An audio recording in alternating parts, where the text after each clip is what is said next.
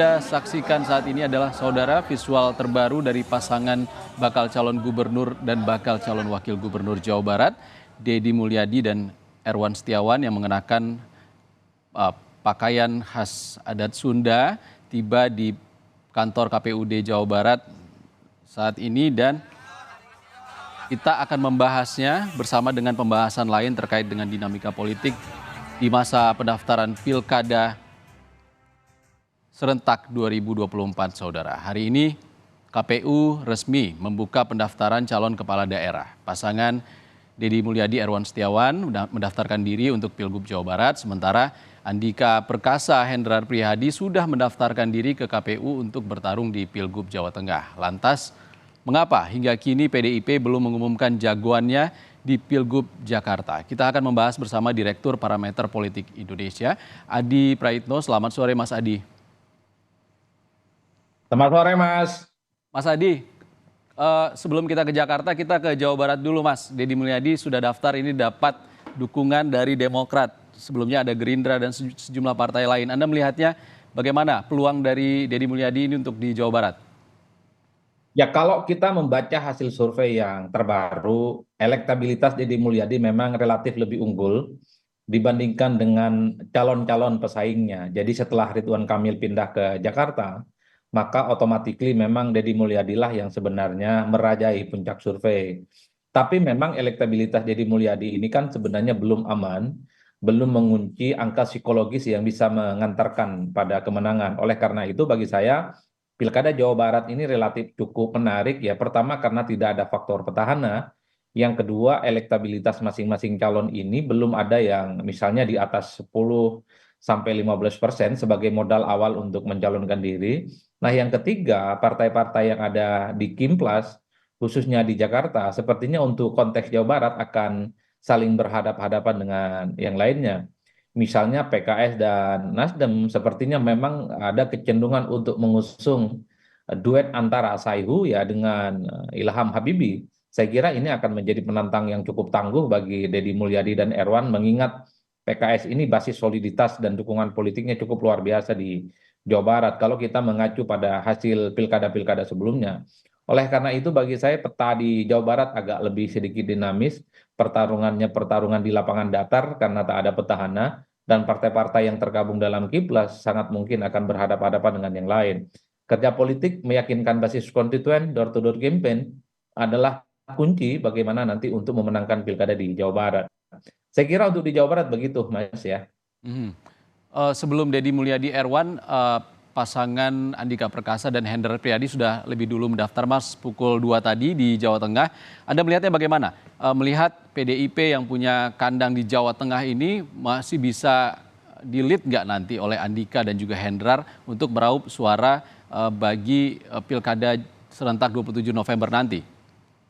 Ya, saya kira memang untuk Jawa Tengah, PDIP itu dalam fase di mana sudah mencapai tingkat kepercayaan diri yang cukup luar biasa. Sekalipun misalnya tak ada partai politik yang tertarik untuk berkoalisi dengan PDIP, tapi karena kursinya cukup, PDIP cukup confident mengusung kader internal mereka tanpa berkoalisi dengan yang lain. Apapun judulnya, Andika dan Hendi itu atau Hendra Prihadi adalah sama-sama dari kader PDIP. Biasanya kan partai ada kecenderungan untuk merangkul pihak yang lain, menambah basis dukungan partai dengan harapan tentu ada ceruk pemilih yang kemudian bisa dikapitalisasi.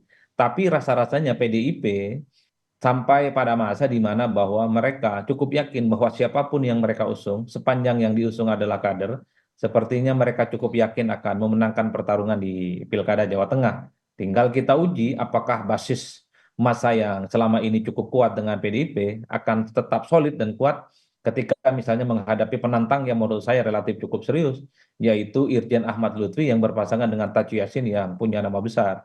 Kalau kita mengacu pada hasil Pilkada 2013 saat itu, memang sangat rasional kalau PDIP cukup yakin dengan basis pemilihnya.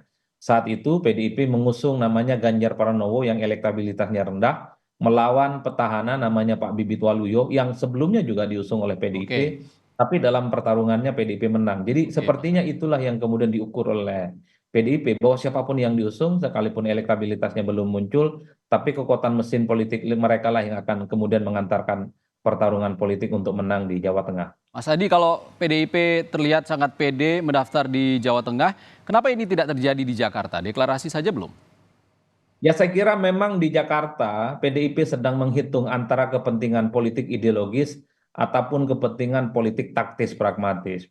Karena PDIP ini kecenderungannya adalah mengusung kader internal mereka untuk bertanding di begitu banyak kabupaten kota dan provinsi di seluruh Indonesia, tentu sangat sayang kalau karpet merah itu harus diberikan ke orang lain. Apalagi orang lain itu adalah musuh bebuyutan secara politik, namanya Anies Baswedan yang sempat membuka luka politik yang cukup panjang, efek residu pilkada yang berbasiskan politik identitas 2017.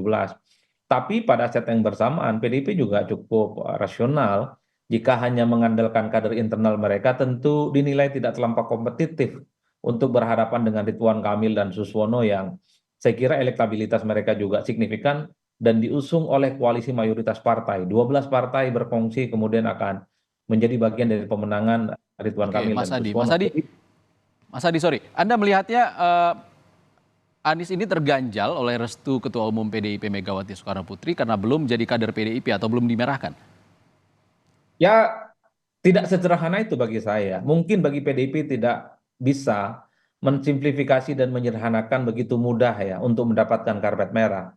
Makanya dalam pidatonya Megawati Soekarno Putri mengatakan kemarin itu kemana aja, kok baru sekarang. Itu sepertinya menegaskan komunikasi politik Anies Baswedan ke PDIP ini rasa-rasanya terlambat. Setelah semua partai yang dulu mengusung dirinya itu hengkang, angkat kaki, PKS, PKB, dan Nasdem, kok kemudian Anies baru membuka komunikasi politik dengan PDIP setelah Anies ini nggak punya pilihan lain kecuali pilihan mentok berkomunikasi dengan PDIP. Jadi dalam konteks ini sepertinya PDIP agak kurang happy. Kalau memang niat ingin bareng dan maju bersama dengan PDIP, mestinya sejak lama sudah dibangun oleh Anies, terutama pasca Pilpres dan Anies kalah dalam pertarungan itu. Oleh karena itu bagi saya PDIP sebenarnya ingin menegakkan marwah politiknya bahwa partai ini dibangun atas ideologisasi, partai itu dibangun di atas fatsun politik dan mereka tidak serta-merta kemudian akan mengusung orang yang selama ini memang tidak pernah menjadi bagian dari mereka. Karena di Jakarta itu saya kira stok politik kader PDIP banyak, ada Ahok, ada Jarot, belakangan muncul nama Pramono Anung, Nah, ada kemudian Prasetyo Edi dan seterusnya dan seterusnya. Artinya apa? Menu politik PDIP terkait dengan kadernya yang mau diusung itu banyak, beda di tempat yang lain ya. oke. Misalnya di Sumut, kenapa memilih Pak Edi Rahmayadi? Karena memang kader PDIP di situ sangat minus, sehingga mereka nggak ada opsi-opsi lain. Ini yang sepertinya membuat PDIP sedang berhitung last minute soal siapa sebenarnya yang akan mereka usung di Jakarta ya, antara pilihan ideologis atau pilihan taktis pragmatis. Masih berhitung ya Mas. Mas Adi, kalau Anda memprediksi kalkulasinya, Anies Baswedan Rano Karno atau Pramono Anung Rano Karno yang bakal menang di Jakarta? Kalau membaca angka-angka statistik, saya kira memang realistisnya Anies Baswedan dan Rano Karno. Menurut saya ini argumen yang berbasiskan kuantitatif karena memang kalau dari survei-survei yang kita lakukan beberapa bulan sebelumnya, Anies itu kan sudah melampaui 40% elektabilitas, jauh meninggalkan nama-nama lain seperti Ahok, bahkan meninggalkan nama seperti Ridwan Kamil. Jadi dalam konteks alamiah biasanya elektabilitas petahana atau mantan petahana seperti Anies kalau sudah di atas 40%, ini sepertinya relatif kondusif untuk memenangkan pertarungan. Tapi memang kita harus akui, Mas, di Jakarta ini ada yang disebut dengan kutukan petahana. Dulu Fauzi Bowo, petahana maju yang kedua kalinya, kalah dengan Jokowi dan Ahok. Setelah itu Oke. Ahok petahana, elektabilitasnya tinggi, approval rating kinerjanya itu cukup luar biasa, maju yang kedua kalinya juga kalah di Jakarta. Bukan tidak mungkin kutukan petahana ini juga terjadi pada Anies. Andai Anies Baik, bisa maju baik. ya. Baik, masih ada 2 hari pendaftarannya. Kita tunggu seperti apa keputusan dari PDI Perjuangan di Jakarta. Terima kasih Mas Adi Praitno dari Indikator Politik Indonesia.